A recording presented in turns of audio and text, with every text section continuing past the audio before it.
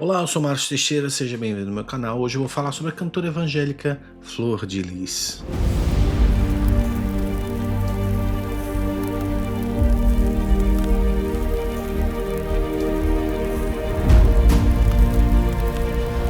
Ela era vista como um exemplo, né? Mulher de fé, voz poderosa, mãe de dezenas de filhos, missionária do morro, cantora gospel consagrada, cara. Deputada federal eleita com quase 200 mil votos. Flor de Lis era, aos olhos do público evangélico, uma enviada de Deus. Mas o que ninguém esperava é que por trás daquela voz, por trás do discurso, do louvor, da doação de filhos, se escondia uma trama digna dos maiores escândalos da história moderna da igreja brasileira. E hoje eu quero descortinar para você entender como o altar foi utilizado para manipular, enganar e até matar.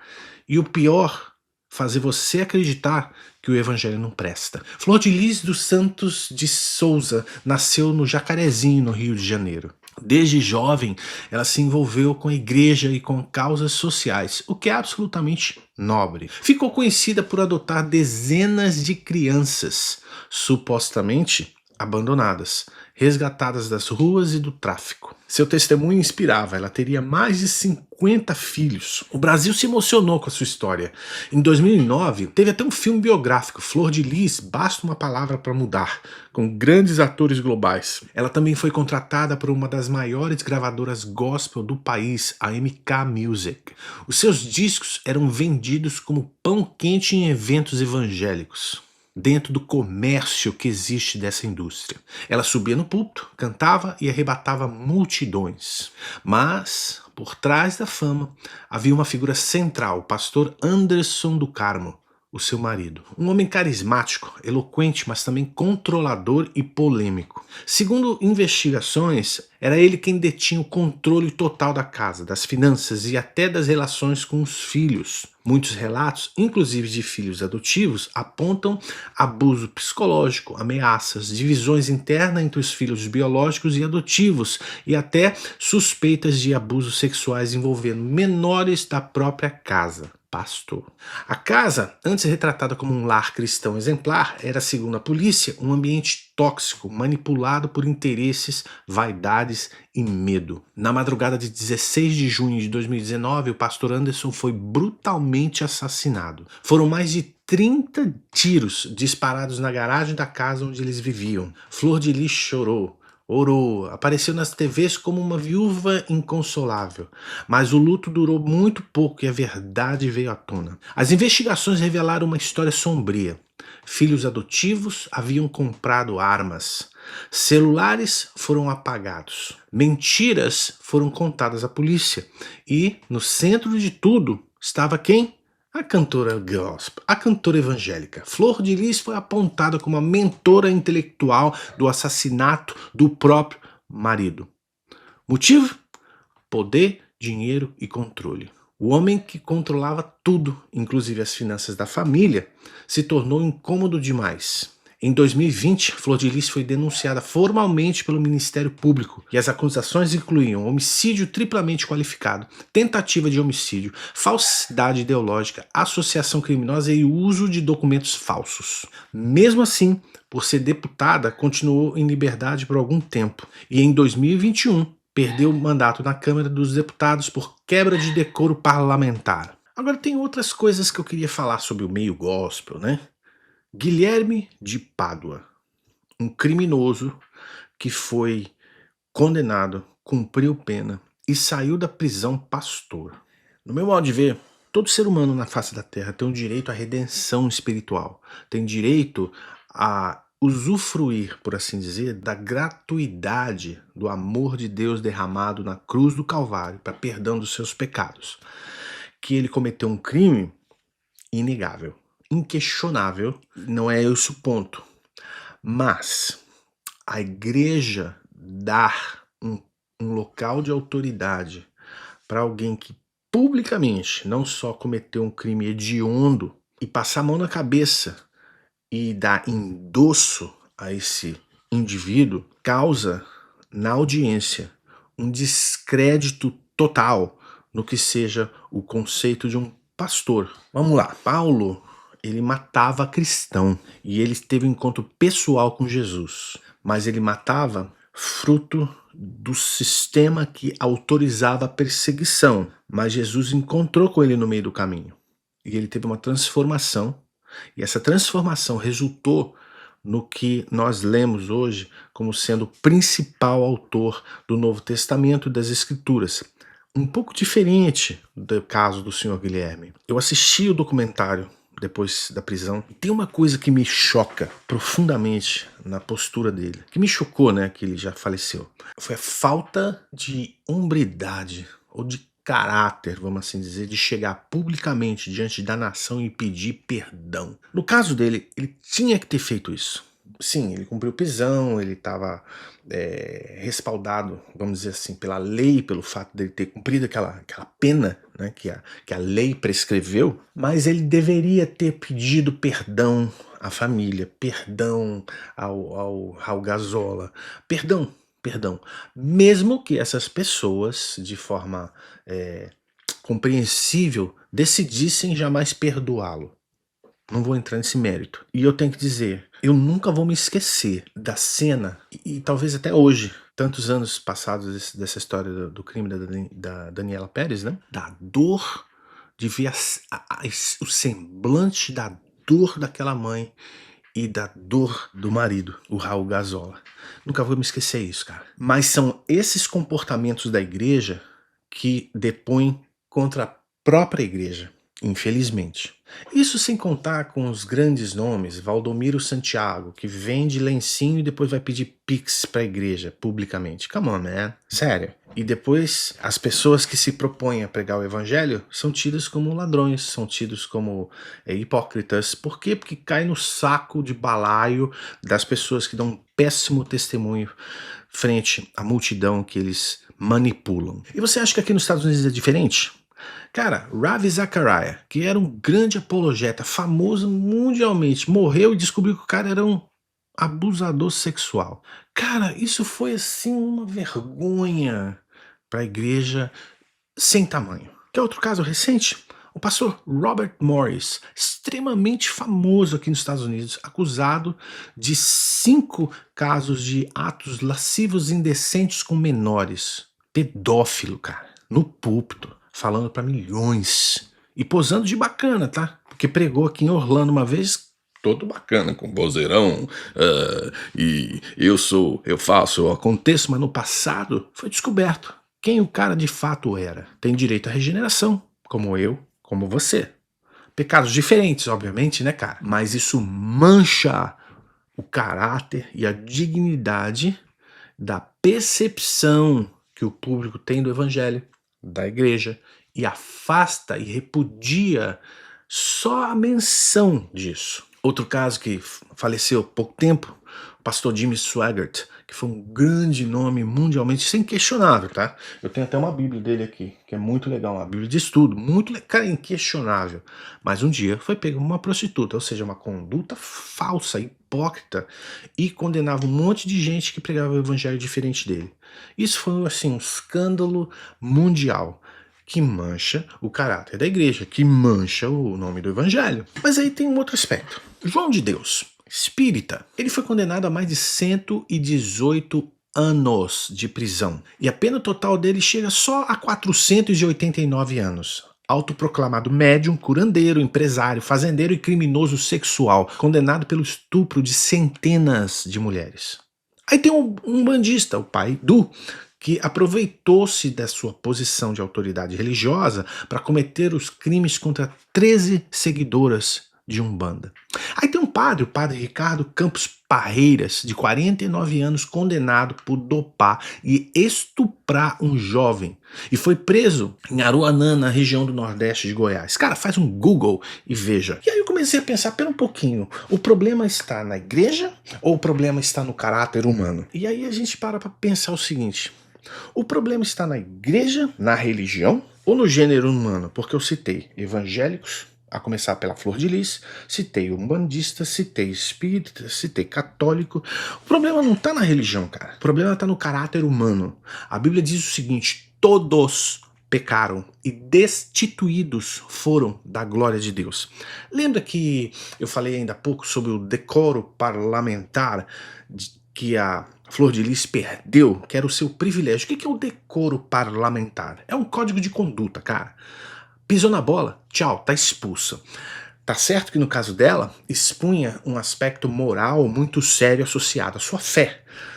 Como se outros políticos também não tivessem escândalos piores que estão escondidos hoje, a começar pela cadeira principal. Mas tudo bem, vamos abstrair esse detalhe, né? Porque no fundo, esse vídeo tem o intuito de expor que sim, ninguém na igreja evangélica, dos líderes evangélicos, está isento de ser julgado, e Deus vai descortinar a vergonha moral que existe hoje para defender a santidade da sua igreja. E que parece um discurso meio como se eu estivesse querendo defender a igreja. Não, cara, eu não tenho como fazer isso. Não tenho, porque muitas pessoas que já vêm a esse canal fruto dessa série que eu faço, tem ódio mortal da igreja, tem ódio mortal de crente, tem ódio mortal do evangelho.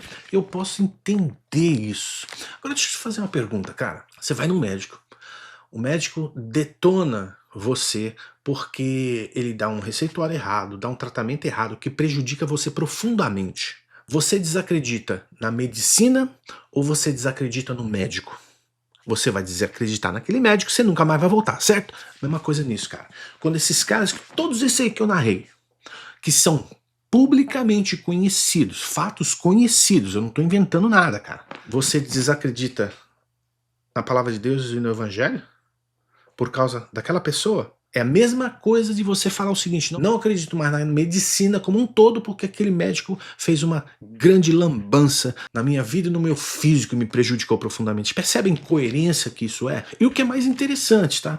Um dos capítulos mais duros do evangelho inteiro foi Jesus contra os religiosos. Isso está em Mateus capítulo 23. Se você nunca leu, não tem problema, cara. Eu vou entender.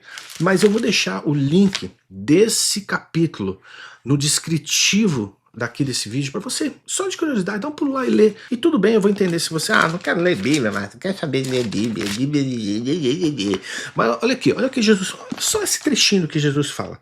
Ai de vós, doutores da lei e fariseus hipócritas, porque fechais o reino dos céus diante dos homens, porquanto vós mesmos não entrais, nem tampouco deixais entrar o que estão no caminho. Ele começa esse versículo 13 dizendo: ai de vós, doutores da lei e fariseus hipócritas. Ou seja, ai daqueles que cometem as mais absurdas atrocidades em nome de Deus, porque essas pessoas estão impedindo que outras se aproxeguem ao reino dos céus por causa da sua conduta. E aí, cara, tem uma passagem também no Evangelho que eu não quero ficar aqui tentando convencer você de nada, não é meu ponto, mas eu quero expor a realidade, cara, porque a opinião de Deus está nesse livro aqui, cara. E se você de cara rejeita ler, no mínimo ler, só porque você tem suas convicções fruto do exemplo das pessoas, você está perdendo a chance de entender a opinião de Deus até mesmo sobre essas pessoas, porque a Bíblia fala, entendeu? E, cara, tem uma passagem no Evangelho de João, é muito louca, cara. Jesus fala com um desses doutores da lei, que ele chamou de hipócritas, né? Jesus vem conversar com o cara, porque esse cara tá profundamente intrigado quem é esse Jesus, meu. E ele fala algo que é, assim, simplesmente estarrecedor para esse líder religioso. Por quê? Em primeiro lugar, que esse líder religioso, ele foi procurar Jesus à noite. Ele foi procurar Jesus à noite porque ele tinha vergonha da posição dele, de que ele seria exposto, já que toda a liderança naquela época estava contra Jesus. Então ele foi lá na surdina e falou: Jesus, senta aqui, vamos conversar, deixa eu entender quem você é de fato. E Jesus menciona esse versículo que eu li para você, que Moisés levantou a serpente no deserto. Cara, olha que loucura, né? O que isso tem a ver? Tudo bem, talvez você esteja nem aí para entender, mas eu tenho que te falar e você, cara, presta atenção no que eu vou te falar. Imagina o seguinte cenário, cara. Você está no deserto, andando no meio do deserto, rumo em destino a algo que Deus prometeu para você. E você começa a reclamar, você começa a acusar ao próprio Deus de ser negligente, de falhar nas suas promessas, e você começa a se levantar contra o líder que ele colocou para te guiar nessa jornada chamada Moisés. E aí você começa a criar essa celeuma toda, você inflama outras pessoas, etc, etc. E Deus vê dos céus, porque a Bíblia diz que Deus vê o coração do homem dos céus, o meu e o seu. E aí ele fala o seguinte: eu vou mandar uma serpente picar esse jagunço. E aí ele manda uma série de serpentes no deserto que começam a picar essas pessoas e as pessoas começam a morrer. Fruto do veneno dessas serpentes no meio do deserto. Agora eu quero que você se coloque lá dentro desse deserto, nesse local. Se fosse você andando, e imagina que você estivesse sendo influenciado para falar contra Deus, falar contra os desígnios dele. Você foi inoculado com veneno, cara, e você tá morrendo. E uma serpente te picou, cara, e você está morrendo. Aí, esse Deus que é falado, etc, etc, ele fala o seguinte para Moisés: Moisés, faz o seguinte, vai e faz um poste. E nesse poste você vai fazer uma réplica de uma serpente em bronze e pendura essa réplica nesse poste. E fala para o povo o seguinte: todo mundo que olhar para esse poste no meio do deserto vai ser curado e não vai morrer. Cara, muito louco, né? Pensa, pensa, pensa, esquece a religião, cara, esquece placas de igreja, esquece que eu tô tentando te convencer de qualquer coisa, cara. Mas pensa, se fosse você nesse deserto que tivesse sido picado por uma serpente e você soubesse que você ia morrer, você olharia para essa escultura de bronze nesse poste para que você fosse curado e você não morresse? Se você falar que não, você tá mentindo. Porque você olharia, cara. Porque eu estive nesse deserto. Eu andei nesse deserto. E é desesperador você saber que você tá no meio do nada e você não tem socorro.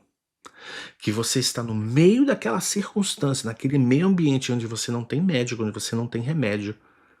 E você vai morrer, cara. Eu andei nesse deserto. Eu senti isso na pele. E eu lembro de estar ali pensando, cara, eu olharia para aquele poste na hora. Nós fomos inoculados por um veneno contra Deus chamado pecado, cara.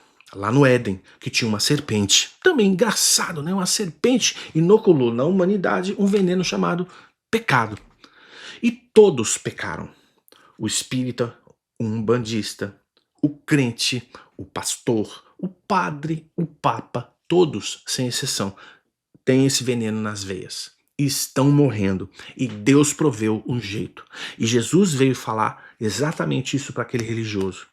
E a resposta era que ele seria levantado numa cruz, igualzinho Moisés levantou aquela serpente.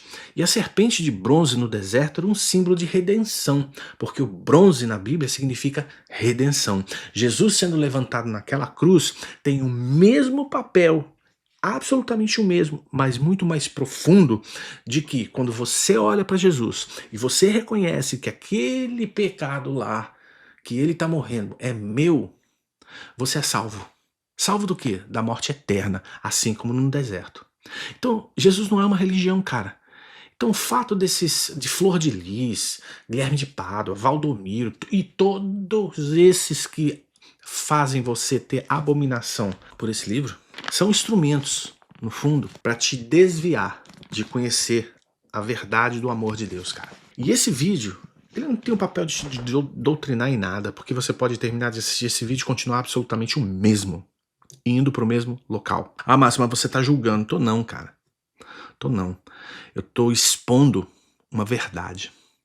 E a verdade é que uma placa de igreja não salva ninguém. Que uma fé, especificamente, seja ela qual for, não salva ninguém. Eu provei para você, eu trouxe os exemplos, né? Mas Jesus disse: eu sou o caminho, a verdade e a vida. Ninguém chega ao Pai senão por mim. Deixa eu te falar, cara, a igreja evangélica muitas vezes é doente, porque é feito de gente doente e que precisa desesperadamente de Jesus. Isso significa que todo pastor é leviano? Que significa que toda liderança dentro da igreja não presta? Óbvio que não. Tem pessoas, líderes maravilhosos, que são exemplos de conduta e vida que devem ser seguidos, apreciados, elogiados e agradecidos a Deus pela vida desses homens. Mas isso não importa para a mídia, porque o que importa para a mídia é o escândalo, são as brigas, são as fofocas, os adultérios, né? É o dinheiro que é esbanjado, a ostentação que vem na mídia. Isso é que importa para a mídia. Mas Deus vai julgar todas essas coisas um dia.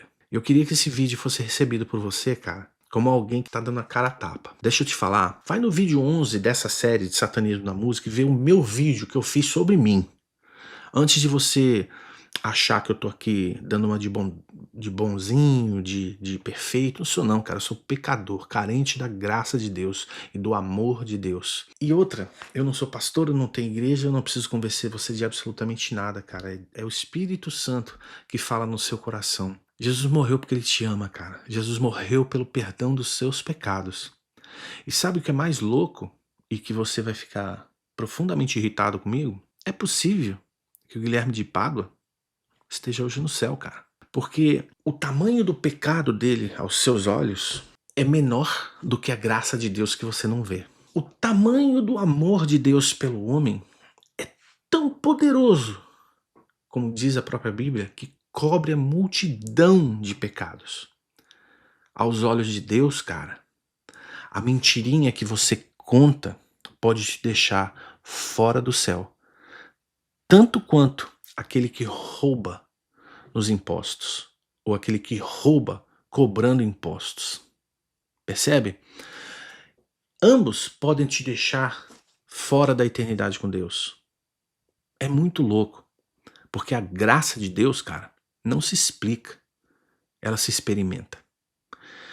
Espero que esse vídeo tenha falado do seu coração de alguma maneira, cara. A noiva de Cristo, a sua igreja, um dia será restaurada por completo. Por completo. Eu quero estar lá nesse dia, cara. Mas eu não me aparto desse livro aqui, de jeito nenhum. E eu não faço nenhum que esteja naquele púlpito maior do que Cristo. Cristo é o meu pastor e a ele eu sigo. Um grande abraço e se você gostou desse vídeo, compartilha nas suas redes, compartilha no seu WhatsApp, deixa sua mensagem, escreve, dá o like e ajuda esse canal a crescer e que Deus te abençoe desde hoje. Um grande abraço.